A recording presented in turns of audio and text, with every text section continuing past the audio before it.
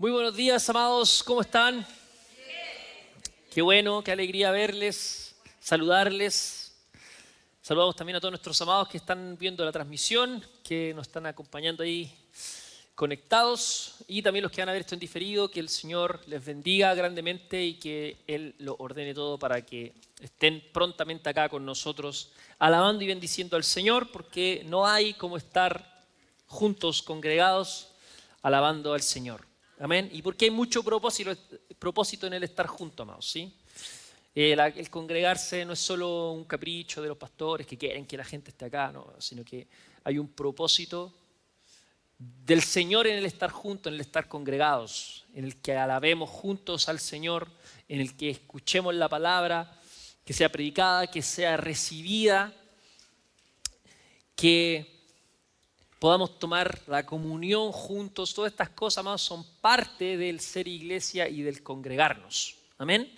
Por eso es importante congregarse, porque si usted no se congrega, se pierde de todas esas cosas. Y no las va a reemplazar en la casa. No es cierto eso.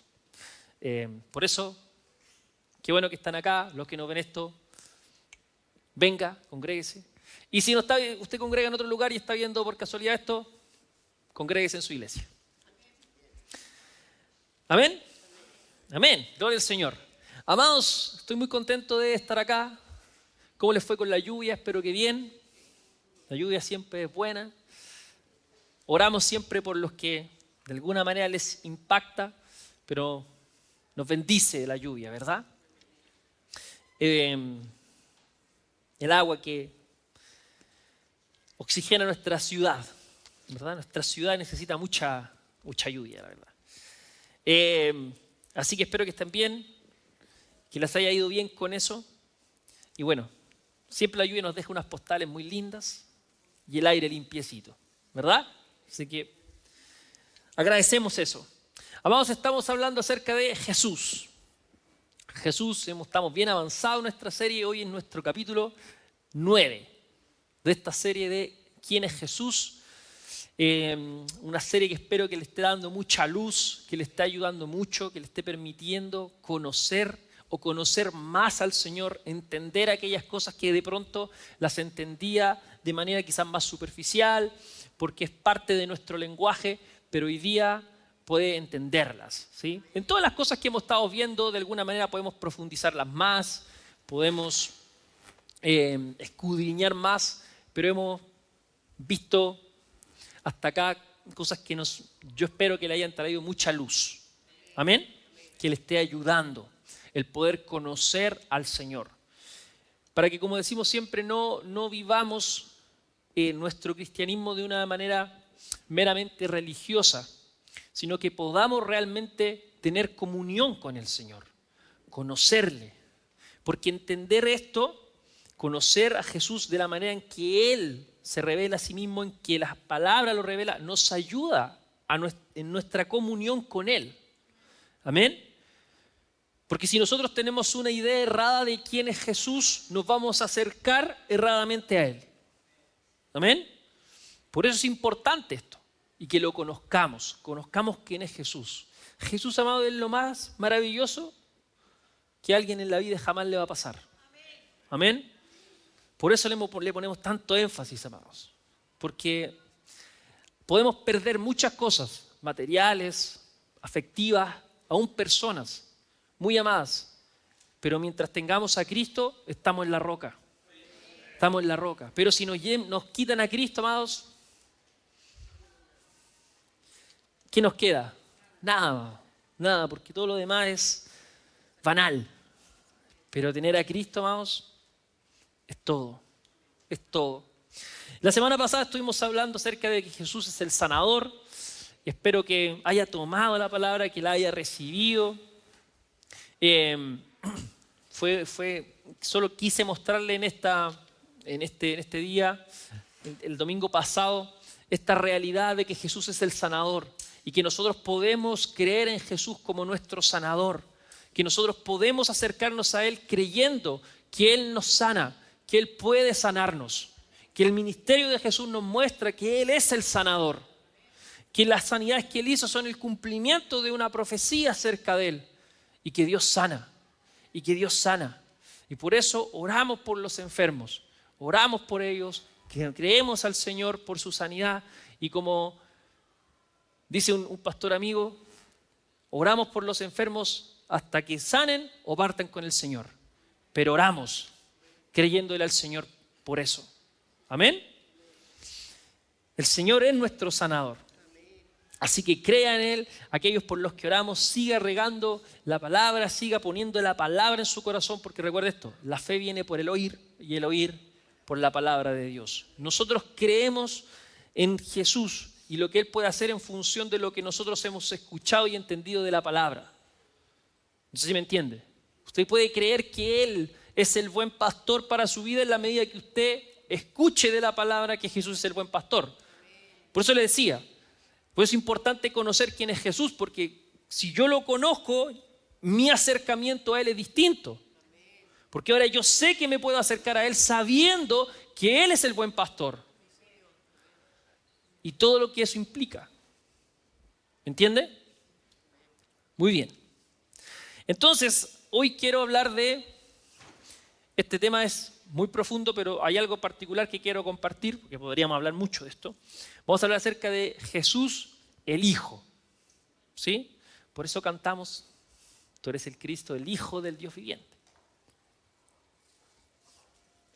Jesús, el Hijo. El Hijo. Cuando leemos los evangelios vamos a encontrar básicamente estas dos expresiones referidas a Jesús. Jesús, el Hijo del hombre. Jesús, el Hijo de Dios. Entonces vamos a revisar eso. Ahora el término el Hijo en la Biblia lo vamos a encontrar relacionado, ¿verdad?, a el parentesco directo, ¿verdad?, que hay con un padre, ¿verdad?, la relación entre un padre y un hijo. Pero también es usado en un sentido más amplio. Puede designar, por ejemplo, a un pariente cercano o lejano, la cría de un animal, el retoño de un árbol, referido para hablar de un muchacho o una muchacha joven, por ejemplo, que eso también lo usamos hoy día, ¿verdad? Cuando nos ven a nosotros los jovencitos, los mayores, nos dicen, hijo, venga, hijo, me ayuda, ¿sí o no? ¿Verdad? Y no es su hijo, pero le dice hijo para referirse, ¿verdad? Porque es más joven.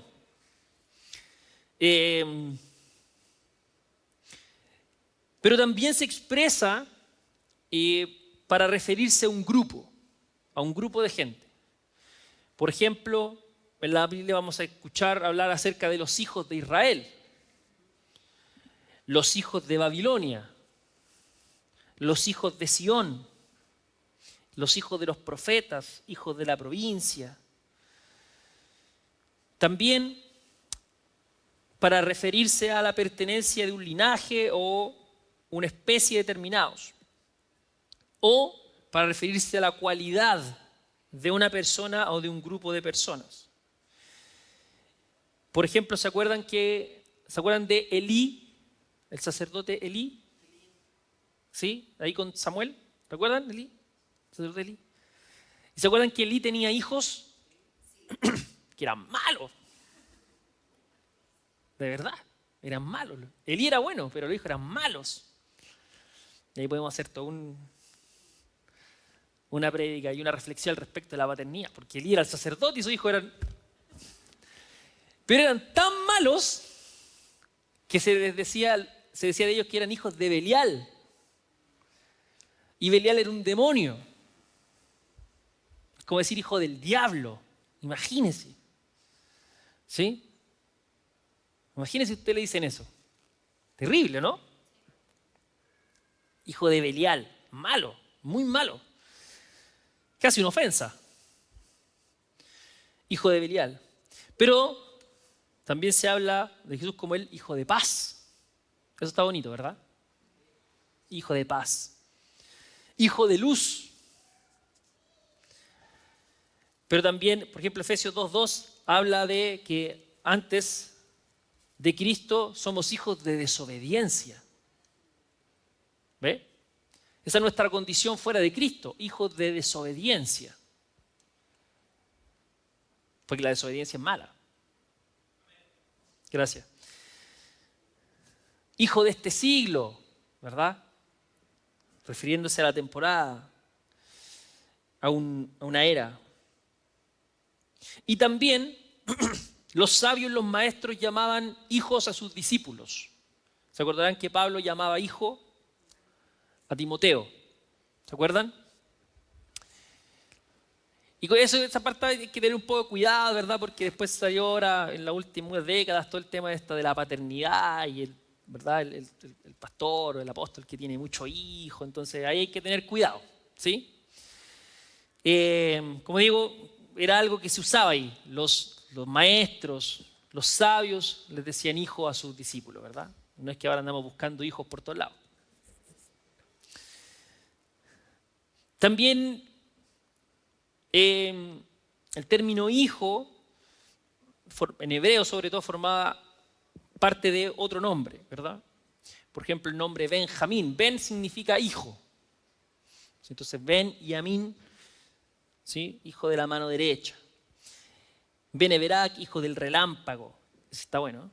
Si anda buscando un nombre, me imagino así. ¿Cómo se llama tu hijo? Hijo del relámpago. Pero tiene que ser rudo, eso sí, porque si no, para que le haga honra al nombre. Y también, finalmente, ahora en nuestra vida cristiana, expresa nuestra relación con Dios, ¿sí? La relación de Dios con aquellos que hemos creído. Y nosotros nos entendemos como hijos de Dios, ¿verdad? De hecho, vamos a leer un versículo corto pero profundo. Gálatas 3:26, amigos, dice así. ¿Estamos? Por ello lo leo mientras, virtud del tiempo. Dice, pues todos sois hijos de Dios por la fe en Cristo Jesús. Todos sois hijos de Dios por la fe en Cristo Jesús. Los que creemos en Jesús como nuestro Señor, como nuestro Salvador, que hemos creído en nuestro corazón, confesado con nuestra boca, la fe en Jesucristo nos hace hijos de Dios. Todos sois hijos de Dios por la fe en Jesucristo. Amén. Los que creemos, por eso nos entendemos como hijos de Dios. Soy un hijo de Dios. Usted es un hijo, hija de Dios. ¿Por qué? Porque cree en Jesucristo. Eso es lo que nos hace hijos. Sois hijos de Dios por la fe en Cristo. ¿Amén? Bien, entonces, puesto ese contexto, porque usted va a encontrar hijo leyendo la Biblia, entonces para que entienda. Como le dije al principio, Jesús se va a referir a sí mismo, otros se van a referir a Jesús con estos títulos, hijo de hombre e hijo de Dios. Y vamos a hablar del hijo del hombre primero. Hijo de hombre es una expresión que aparece, escucha, 82 veces en los evangelios. Relevante. Y con referencia a Jesús. Y esta era la manera en que Jesús prefería denominarse a sí mismo, hijo de hombre. Él hablaba de esto, el hijo del hombre. Refiriéndose a sí mismo, él hablaba como el hijo del hombre. Y las fuentes de esta expresión hijo de hombre están en el Antiguo Testamento. La primera es sinónimo de varón, como en la frase el hombre o el hijo del hombre. Eso lo vamos a encontrar en el Salmo 8:4. Sinónimo de varón. También en Ezequiel y en Daniel vemos que ellos se refieren a sí mismos como hijo de hombre. Eso lo vamos a encontrar en Ezequiel 2:1, 3:1, 4:1 y en Daniel 8:17. Y 3, en Daniel 7:13, ¿se acuerdan los que leyeron Daniel? ¿Leyeron Daniel? El mejor libro. Un chiste porque yo me llamo Daniel. En Daniel, ¿se acuerdan que Daniel tiene una visión? Daniel está en Babilonia y tiene una visión de corte apocalíptico. Y él ve, ¿verdad?, el trono de Dios y dice que ve a uno como hijo del hombre. Eso está en Daniel 7. Y este es un personaje celestial, apocalíptico, como le digo, que desciende del cielo para tomar el poder de los reinos del mundo. Esas son las referencias de hijo de hombre.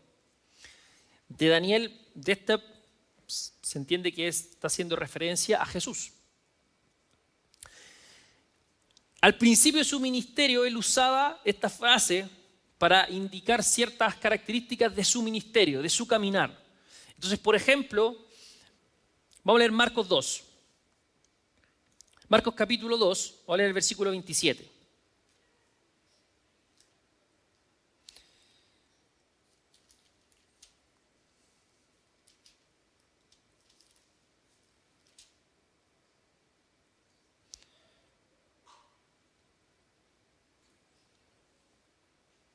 Un segundito.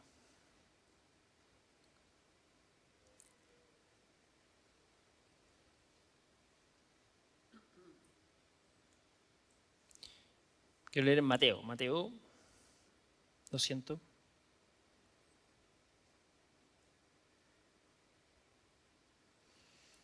Que es muy interesante, miren. Mateo 8:20 dice así. Mateo 8:20 dice, Jesús le dijo, las zorras tienen guaridas y las aves del cielo nidos, mas el Hijo del Hombre no tiene dónde recostar su cabeza.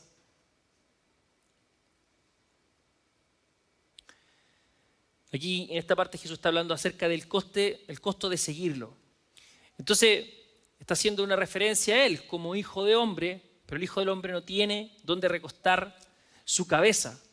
Pero Jesús también va a decir que el Hijo del Hombre es quien tiene la autoridad de perdonar los pecados, que es cuando se tenían esas discusiones con los fariseos.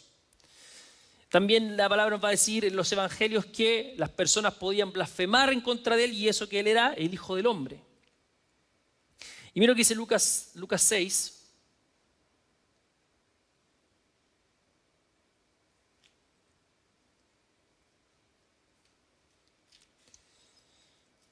Lucas 6:22 dice así, bienaventurados seréis cuando los hombres os aborrezcan y cuando os aparten de sí y os vituperen y desechen vuestro nombre como malo por causa del Hijo del Hombre. Del Hijo del Hombre.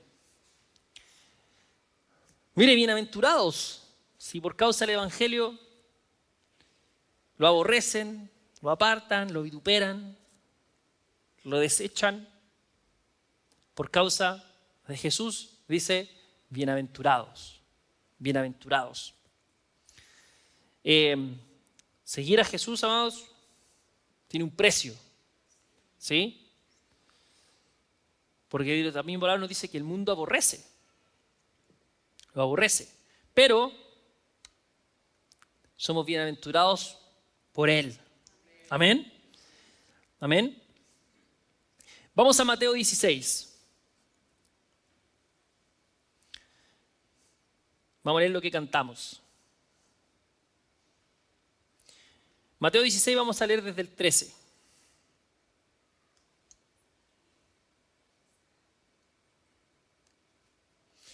Viniendo Jesús, Mateo 16:13, viniendo Jesús a la región de Cesarea de Filipo, preguntó a sus discípulos diciendo, ¿quién dicen los hombres que es el Hijo del Hombre? Mira esto, le dice, ¿quién dicen los hombres que es el Hijo del Hombre? ¿Quién dicen los demás que es el Hijo del Hombre? O sea, ¿quién soy yo? Y ellos entienden perfectamente porque responden. Ellos dijeron, unos Juan el Bautista, otros Elías, otros Jeremías o alguno de los profetas.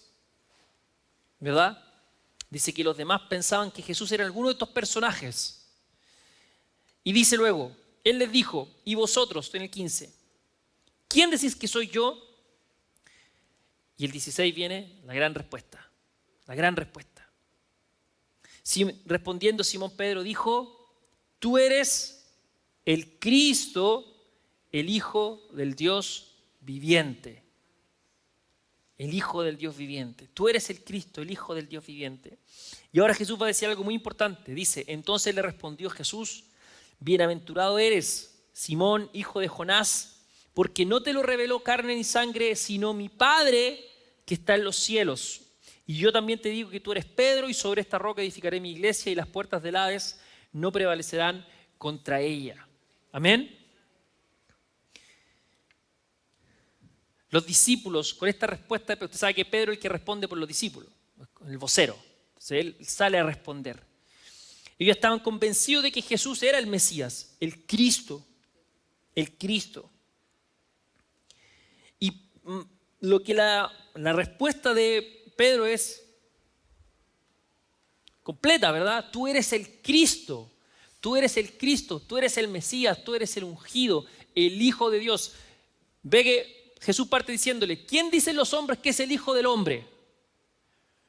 Y él le dice, tú eres el Cristo, el Hijo del Dios viviente. El Cristo, el Hijo del Dios viviente. Pero lo que le dice Jesús es muy importante. Dice, bienaventurado eres, Simón, hijo de Jonás, porque no te lo reveló carne ni sangre, sino mi Padre que está en los cielos. Y esto es muy importante, lo que le dice Jesús a Pedro. Dios el Padre se lo reveló. Dios el Padre se lo reveló. Se lo dio a entender. Y esto todavía nos sigue hablando, amados. Porque eso es lo que tiene que pasar para que pasemos del mero conocimiento de muchas cosas a una vida. Es que esto se nos revele. Y esa es la acción que hace el Espíritu Santo en nosotros. Él nos revela quién es Cristo. Él nos revela quién es Jesús.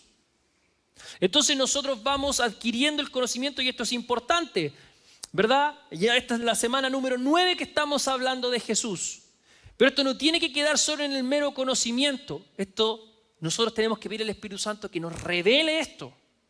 Que nos revele a Jesús como el pastor, a Jesús como el camino, la verdad, la vida, el Señor, el Salvador, para que nosotros lo vivamos. No solo lo sepamos, porque cualquiera puede tomar este libro, leerlo y tratar de darle un entendimiento. Cualquiera. Pero queremos vivir el Evangelio. Queremos vivir a Cristo. Y para eso necesitamos esto, que Él se nos revele. Tú eres el Cristo. Tú eres el Cristo. Porque ahora cualquiera puede decir, ¿quién es Jesús? El Cristo, el Hijo del Dios viviente. ¿Pero qué es eso? ¿Qué es eso en nosotros? Que Él sea el ungido, el Hijo del Dios viviente. ¿Qué es? Entonces le dice, esto no te lo reveló carne ni sangre, sino mi Padre que está en los cielos. ¿Sí? Obviamente que esta confesión de Pedro es importante, que de esta confesión dice que esa es la piedra sobre la que se edificará la iglesia. Que Él es el Cristo, el Hijo del Dios viviente. Y después de esta confesión, el Señor Jesús va a emplear este término de Hijo de Hombre con dos significados nuevos, posterior a esta confesión de Pedro. Uno, Hijo de Hombre, va a ser un título que implica sufrimiento, muerte y resurrección. Jesús va a utilizar el título Hijo de Hombre para anunciar esto. ¿Sí? Sufrimiento, muerte y resurrección. Ya hablamos de eso, ¿verdad? Jesús necesitaba pasar por todo eso. Necesitaba sufrir, morir y resucitar para que se cumpliese todo lo que fue dicho acerca de Él. ¿Amén? Porque Él es la verdad. Para eso fue enviado, para salvarnos, para redimirnos. Y también el título Hijo de Hombre, posterior a esta confesión de Pedro, va a ser utilizado por Él mismo, por Jesús, para hablar acerca de su segunda venida, en gloria y poder. ¿Amén? Y ahí se van a comenzar a vincular, cuando Jesús habla de esto, se va a comenzar a vincular con respecto a lo que habla Daniel, en Daniel capítulo 7.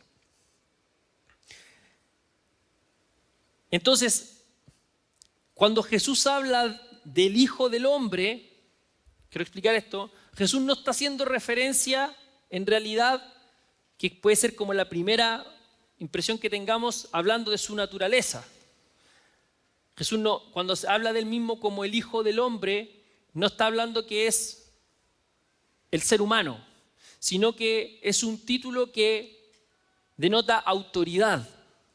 El Hijo del Hombre tiene el poder para perdonar pecados, aunque no tiene dónde recostar su cabeza. El Hijo del Hombre es quien va a morir, va a sufrir, pero va a resucitar. ¿Sí? Ese es el Hijo del Hombre. No está refiriéndose solo no está refiriéndose en realidad a su naturaleza, sino a la autoridad que Él tiene. Es un título de autoridad. ¿Amén?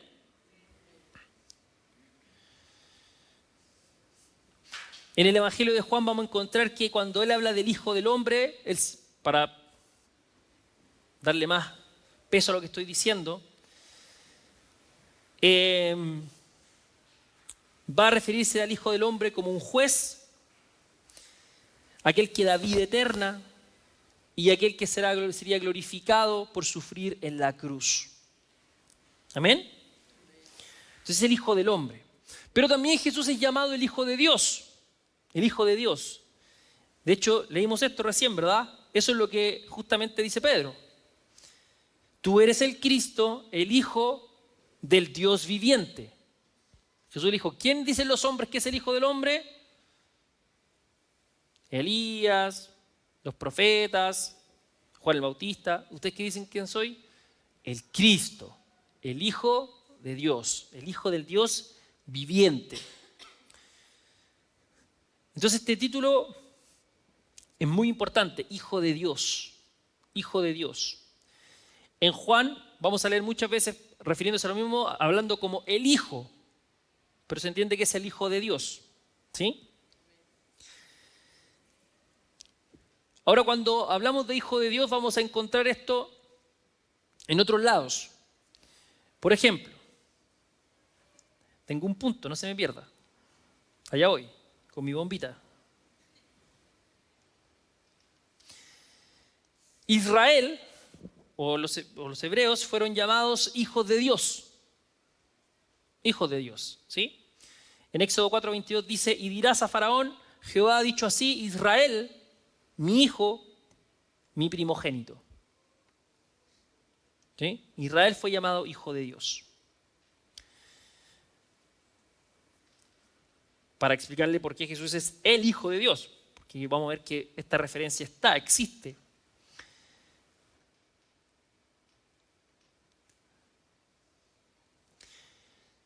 También de Adán se habla como un hijo de Dios.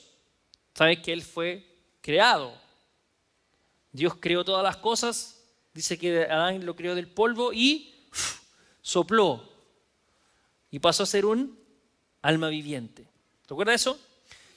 Pero en Lucas 3:38, en Lucas 3 aparece una genealogía larga y al final en el 38 dice así, hijo de Enos, hijo de Set, hijo de Adán, hijo de Dios. Claro, si él lo creó, su vínculo era como de un padre con un hijo. Adán, hijo de Dios. Y también, como ya lo hablamos, el título también hace referencia a este sentido de creación espiritual. Ya lo leímos en Gálatas. ¿Recuerda? Gálatas 3, que dice que por la fe somos hijos de Dios. Ahora, no somos hijos de Dios como a lo que se está refiriendo en Jesús. Cuando Jesús habla de el Hijo de Dios, ser el Hijo de Dios, el título nos indica la deidad de Jesús. Es decir, que Jesús es el Hijo de Dios porque es realmente Dios. Gracias. Jesús es realmente Dios. ¿Sí? Jesús es Dios. Jesús es el Hijo de Dios, pero es Dios. Esto es muy importante, porque Jesús no es un ser creado. ¿Sí? ¿Amén? Eso es una herejía. Jesús no es un ser creado. Jesús es Dios. Es el Verbo encarnado. Pero Jesús no es un ser creado. Adán es un ser creado. Jesús no es un ser creado. No es un ser creado. Él es Dios. ¿Sí?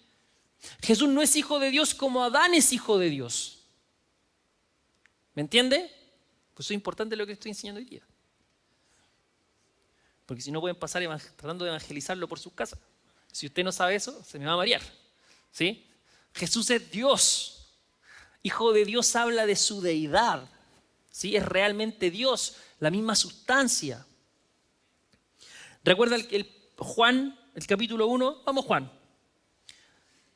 Esto es justamente a lo que nos alumbra el primer capítulo, el capítulo 1 de Juan. Juan 1:1 dice así: en el principio era el Verbo, y el Verbo era con Dios, y el Verbo era Dios.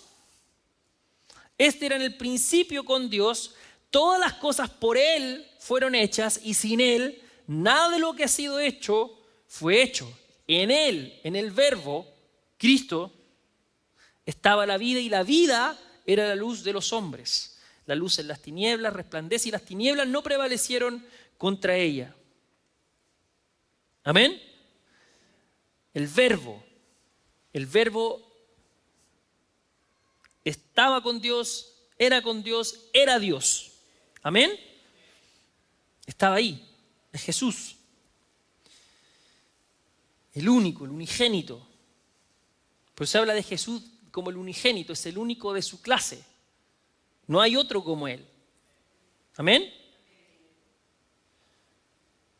Juan 1:14, estamos ahí mismo, dice: y aquel Verbo fue hecho carne y habitó entre nosotros. Y vimos su gloria, gloria como del unigénito del Padre, lleno de gracia y de verdad. ¿Ven? Entonces aquí comienza a revelarnos el misterio. El Verbo, ¿dónde estaba el Verbo en el principio? Con Dios. Y el Verbo era Dios, ¿verdad? Estaba ahí, siempre. Todas las cosas por Él fueron hechas, pero el 14 dice: y aquel Verbo fue hecho carne. El Verbo se encarnó y habitó entre nosotros, y vimos su gloria, gloria como del unigénito. No hay otro como Él. Lleno de gracia y de verdad. ¿Amén? Y mira lo que dice el 18. A Dios nadie le vio jamás. El unigénito Hijo que está en el seno del Padre, Él le ha dado a conocer. ¿Amén? ¿Sí? El Verbo era con Dios, era Dios. Entonces, los judíos de la época del primer siglo comprendían que Jesús se igualaba con Dios al decir que el Padre y Él eran uno mismo. O cuando dijo ser el Hijo de Dios, por eso se indignaban. Mire lo que dice Mateo 11.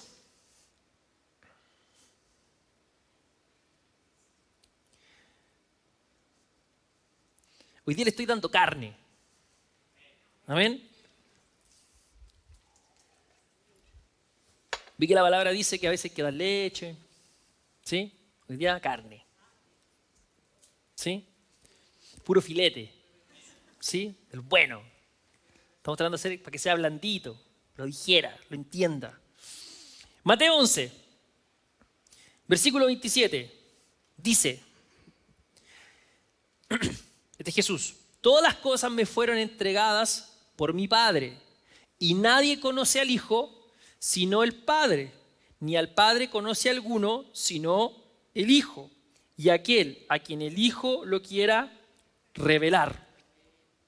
¿Sí? Entonces, este texto es importante porque nos habla acerca de la igualdad en términos de sustancia, de esencia entre el Hijo y el Padre. Entonces dice que el Padre ha entregado en las manos del Hijo todas las cosas. Todas las cosas le fueron entregadas al Hijo.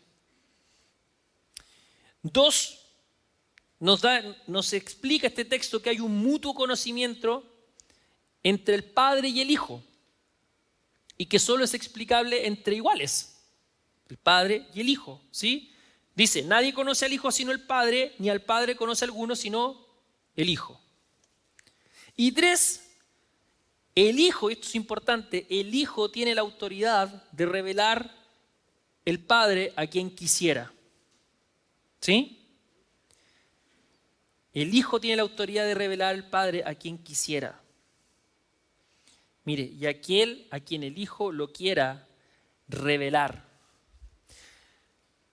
¿Se acuerda que le dije delante acerca de lo importante que es que se nos revelen estas cosas? Y cuando digo de revela es que venga este entendimiento, ¿sí? No en el sentido místico que usted, no, pastor, el Señor me reveló esto y me reveló aquello, no. Que esto se entienda. Recuerde que revelar significa quitar el velo. Eso significa. Ahora puedo ver, lo comprendo, lo entiendo. ¿Sí? No en el sentido medio místico que tuve una revelación. No me refiero a eso. Mira lo que dice acá. Por eso es importante conocer a Jesús. Porque Jesús es quien revela al Padre. ¿Se acuerda que es el sentido de Jesús como el camino? ¿Es el camino a qué? No es el camino de un mero caminar. Jesús es el camino al Padre. Él dice, yo me voy, vuelvo al Padre, enséñanos el camino. Yo soy el camino. ¿Tú quieres ir al Padre? ¿Tú quieres conocer a Dios? Jesús. La única forma de conocer a Dios es a través de Jesús. No hay otra. Él es quien nos revela al Padre. Es Él. Por eso yo necesito conocer a Jesús. Si yo no conozco a Jesús, no conozco al Padre. En definitiva, no conozco a Dios. Es Jesús quien nos revela a Dios. Conocemos al Padre en lo que podamos, porque en su eternidad lo que logramos o lograremos conocer de Él es limitado. Pero hay cosas que Él ya dejó expresadas para que las entendamos, para que las conozcamos. Y eso solo va a ser a través de Jesús. Claro que hay cosas que en nuestra vida particulares que el Señor nos quiere mostrar, nos quiere hacer entender. Cada uno de nosotros tiene un propósito en particular y eso es algo en lo que nosotros tenemos que buscar que el Señor nos lo revele. Porque ahí es donde queremos expresar y entregar nuestra vida. Hay un llamado en particular que el Señor nos ha entregado. Pero eso mismo también lo vamos a conocer en la medida en que conozcamos a Jesús.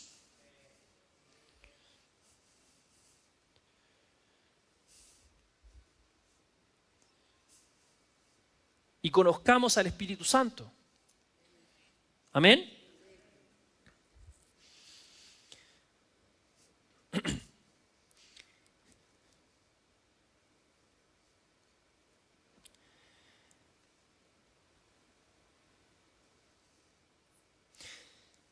En Mateo 3:17, ¿se acuerda que Jesús se bautizó? ¿O no se acuerda? Para ver si leemos desde unos versículos antes. Ya bueno, Mateo 3:13.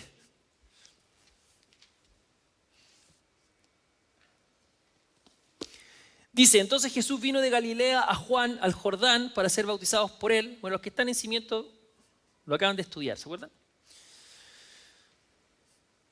Mas Juan se le oponía diciendo, yo necesito ser bautizado por ti, ¿y tú vienes a mí? Pero Jesús le respondió, deja ahora porque así conviene que cumplamos toda justicia.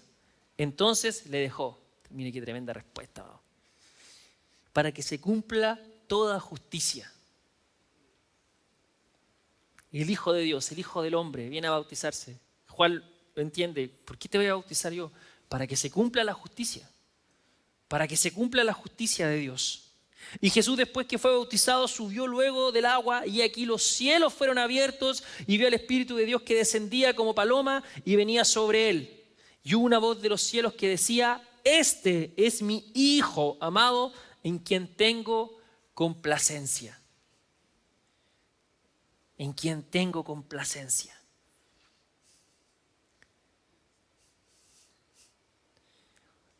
El Hijo de Dios, este título Hijo de Dios señala a Jesús como el Mesías. Como el Mesías. Este es mi Hijo amado en quien tengo complacencia. Es el Hijo enviado por Dios para llevar a cabo el ministerio mesiánico del siervo sufriente que está expresado en Isaías. Y acá se ve una forma de Jesús muy, muy linda. Jesús es Hijo de Dios, Jesús es Dios, es el Hijo, quien vino, se encarnó y Él se somete a la voluntad del Padre. Esto es lo que nos muestra estas palabras y el acto de Jesús acá, sumisión. Él se somete a la voluntad del Padre y llega a ser el Mesías quien sufre los tormentos de la cruz. Y con esto quiero dar paso a un tercer punto. hablando acerca de Jesús, el Hijo de Dios, ¿sí? Que es que el título Hijo de Dios se usa para explicar la subordinación, la sumisión de Jesús al Padre en la encarnación. Eso es lo que ocurre en la encarnación. El Verbo estaba con Dios, el Verbo era Dios, pero el Verbo se encarnó. Y en esta encarnación hay una subordinación de Jesús al Padre. Jesús mismo, mire lo que dice Jesús. Vamos a Juan 14.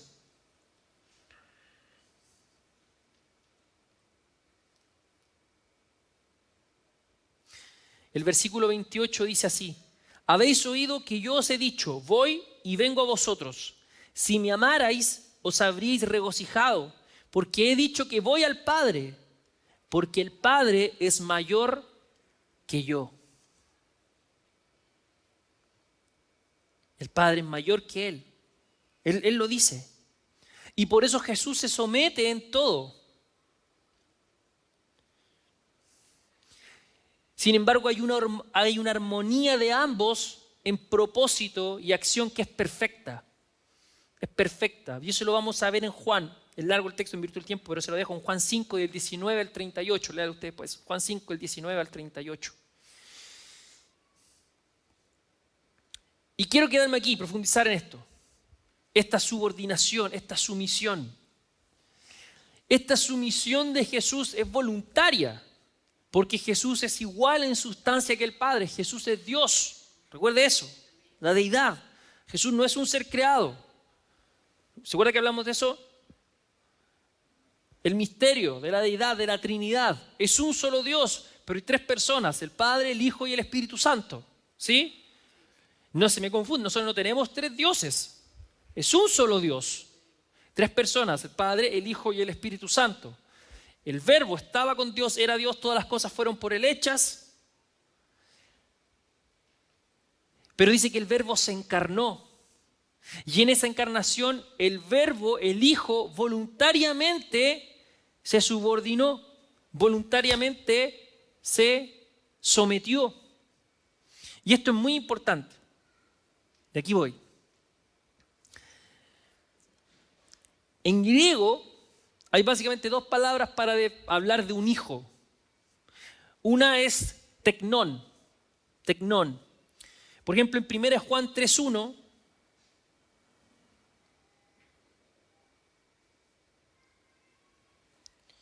dice: mirad cuál amor nos ha dado el Padre para que seamos llamados hijos, nosotros, hijos de Dios.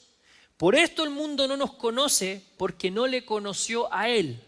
Esa palabra hijos, para decir ser llamados hijos de Dios, es teknón. Y esa palabra habla de hijo, pero como producido, como engendrado, de descendencia, teknón. Pero hay otra palabra. Por eso de nosotros se habla como hijo de Dios, como teknón, porque nosotros por la fe somos hijos engendrados por la fe. ¿Sí? Somos engendrados por la fe, entonces teknón. Por eso somos hijos de Dios de esa forma. Pero mira lo que dice Mateo 16, que ya lo leímos, pero vamos allá de nuevo. Dice: respondiendo Simón Pedro dijo: tú eres el Cristo, el Hijo del Dios viviente. Ese Hijo del Dios viviente ahí no es teknón, es huios. Huios. Y huios también se traduce como hijo, pero es un hijo como por subordinación, por sumisión. Es decir, es el entendimiento de que si supongamos que yo tengo, oye, ahí está mi hermano, supongamos que nosotros hubiésemos sido gemelos. Nos parecemos un poquito. Supongamos que hubiésemos sido gemelos, igualitos, ¿sí? Obviamente, genéticamente, cada uno va a tener lo suyo, pero somos muy, muy, muy parecidos y por lo tanto tenemos el mismo papá y tenemos derecho, vamos a heredar las mismas cosas, todo igual, ¿sí? Pero yo en su momento decido, porque yo soy más humilde, someterme, ¿sí? Siendo igual, yo decido someterme y me subordino. y me someto a Él en todo. Entonces ahora nuestra relación pasa a ser como de un huios, como un hijo, porque yo he sometido a su voluntad. De eso habla el huios. Entonces dice acá, tú eres el Cristo, el Hijo del Dios viviente, está hablando de eso, huios. Ahora, Jesús tiene la misma sustancia y la misma naturaleza del Padre, pero Él decide voluntariamente a rebajarse más para obedecer al Padre. Y voy a llegar a mi bombita, así que no se me pierda, que es muy bonito y poderoso.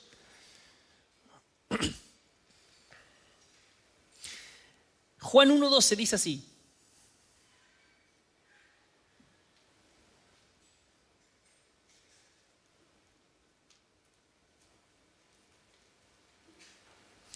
dice, mas a todos los que le recibieron, a los que creen en su nombre, les dio potestad de ser hechos hijos de Dios. Hijos de Dios. Entonces Dios engendró, vamos a decir, a los hombres para ser hijos de Dios a través de la salvación. Se les dio potestad. ¿A quiénes? A los que le recibieron, a los que creen en su nombre. A nosotros que creemos en su nombre se nos dio potestad de ser llamados hijos de Dios. Y ahí de nuevo es tecnón, ¿verdad? Porque es la fe la que nos lleva a eso. Somos engendrados, permíteme usar eso, a través de la fe. Tecnón. Pero mira lo que dice ahora Marcos 8.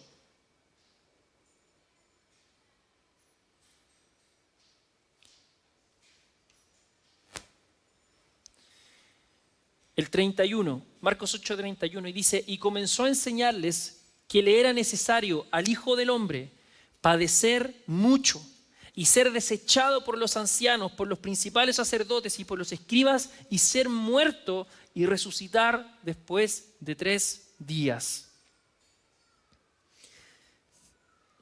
Jesús renuncia a sus derechos divinos en su voluntad libre y se somete al Padre al encarnarse, al hacerse hombre, pero teniendo la misma naturaleza. Él se somete.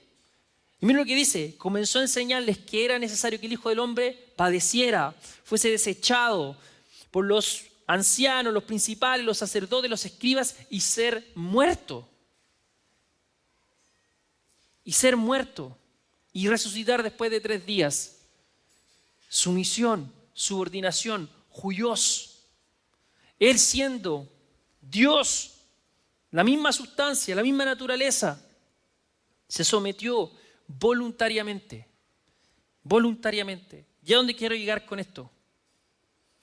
Mire, vamos a leer este himno cristológico que está en Filipenses 2.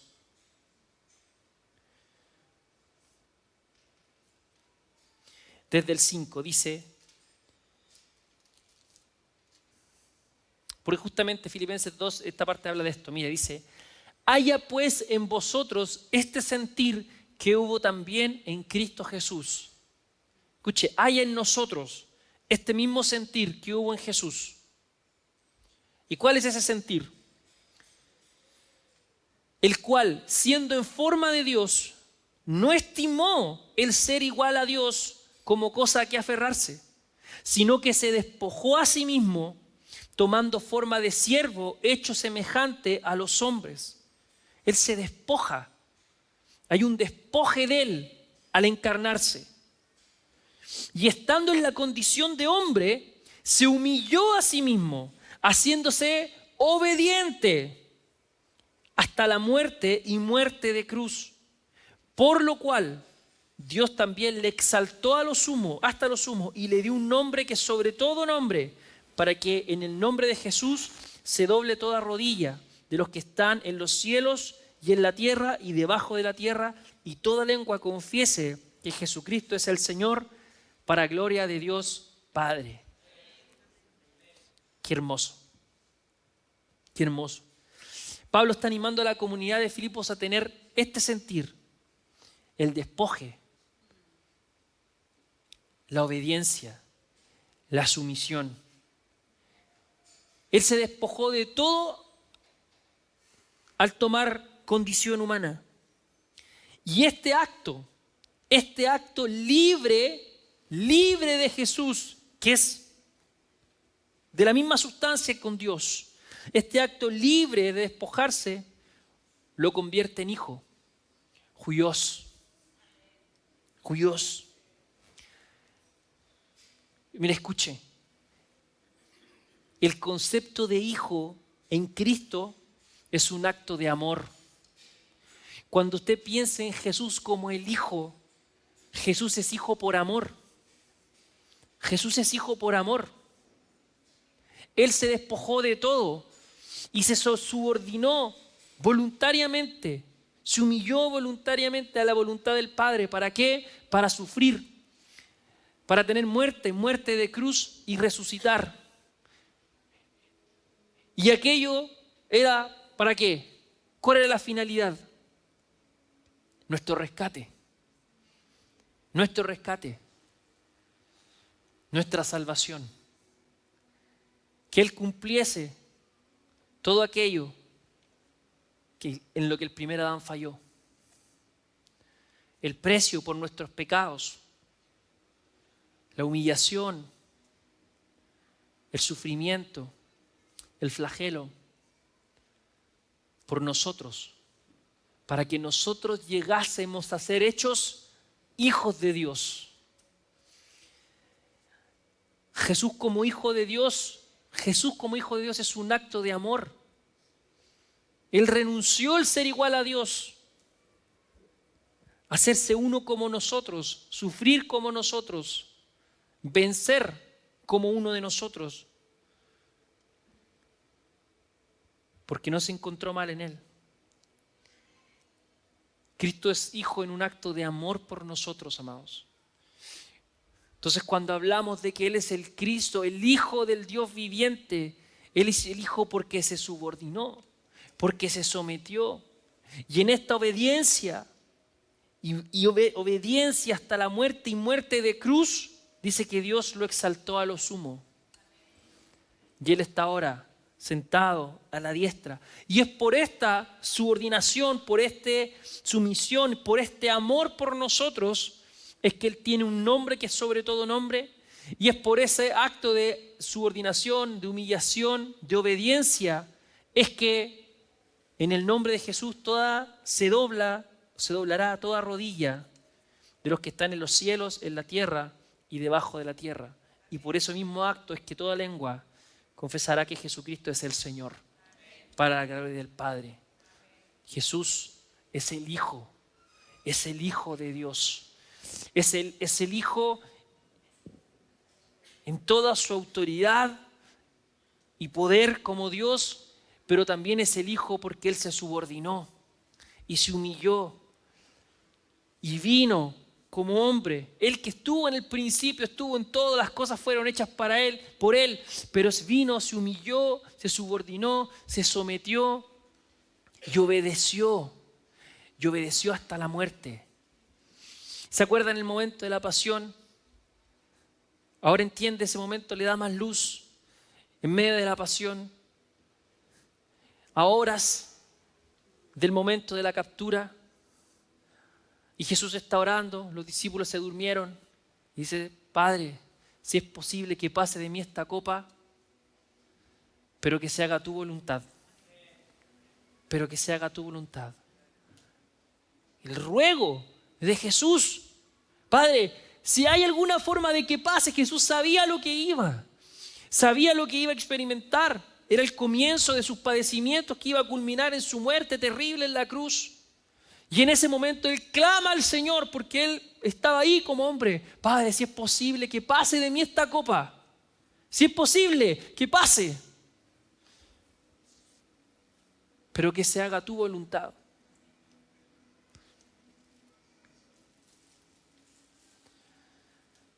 En esa oración donde Jesús se consagra, es porque Jesús sabía lo que venía para Él.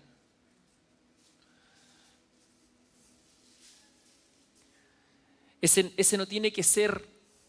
Miren, nosotros no podemos tomar esa oración de Jesús y jugar azar con el Señor. ¿Sí? Jesús, si es tu voluntad que pase esto. Jesús, si es tu voluntad esto. No, Jesús sabe lo que viene para él. La muerte, la cruz, Padre, si es posible que pase de mí, pero que se haga tu voluntad. Y se hizo la voluntad del Padre. Y Jesús se entregó a los padecimientos, a la humillación, a la cruz.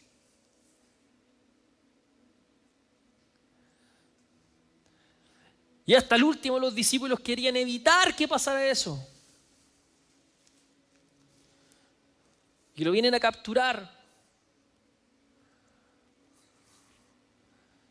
Y aparece el buen Pedro, corajudo, saca una espada, le corta la oreja a Malco.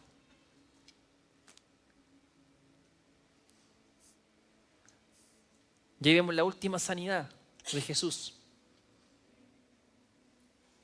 ¿En serio? Esa es la última. Apacigua a Pedro, toma la oreja de Malco y lo sana. Que el buen Pedro, de nuevo ahí, en su pasión. Jesús lo sana para que lo capturen, básicamente. Porque él tenía que cumplir aquello para lo cual fue enviado. Entonces, ¿qué le quiero decir con esto? ¿Cuál es mi mensaje hoy? Amados, Jesús obedeció por amor a nosotros. Por amor a nosotros, para que hoy día nosotros podamos decir que somos hijos de Dios, porque somos hijos de Dios por la fe. Somos hijos de Dios por Él, por su sacrificio, por su muerte. Él murió por nuestros pecados, Él murió por nuestra redención, su sangre fue derramada. Cuando piensen en Jesús como el Hijo o cantemos que Jesús es el Hijo, que el Espíritu Santo ponga ese sentir en su corazón. Él es el Hijo porque se humilló. Se humilló hasta lo sumo. ¿Para qué? Para que nosotros fuésemos rescatados, salvados. Y ahora, y mientras digo esto, si nos pueden ayudar con la Santa Cena, amados, por favor. Pablo les dice a los filipenses en el 5, haya pues en vosotros este sentir. Haya pues en vosotros este sentir. Vamos, este sentir de Jesús, de humillarse, de subordinarse, de entregarse, de someterse. Ese sentir de Jesús que esté en nosotros también. Que esté en nosotros también. Nosotros tenemos que aprender este sentir de Jesús. Este es un llamado de Jesús. Este sentir de Jesús es un llamado a nosotros del despoje, de la humillación. La humillación no es mala, amados. La humillación es buena. La palabra dice que Dios exalta y da gracia al humilde, pero resiste al soberbio. Que haya en nosotros este sentir. Amados, nosotros tenemos que ser gente que sabe vivir una vida de sumisión y de humillación delante del Señor, con todo lo que eso implica.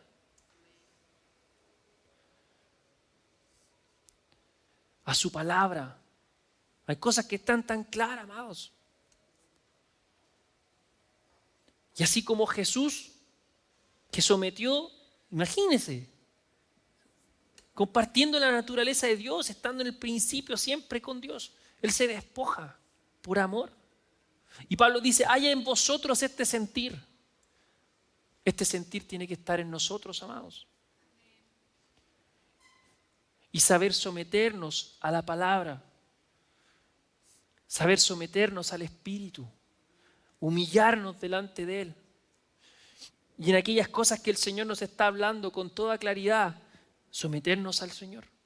Someternos al Señor. Y en tantas cosas en las que nuestra carne quiere ir a la otra dirección. Pero que haya en nosotros este mismo sentir. En cosas tan claras, amados. En amar a nuestro prójimo. En perdonar.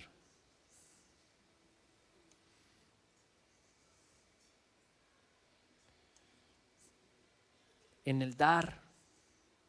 En nuestro caminar en santidad. Hay en nosotros este sentir.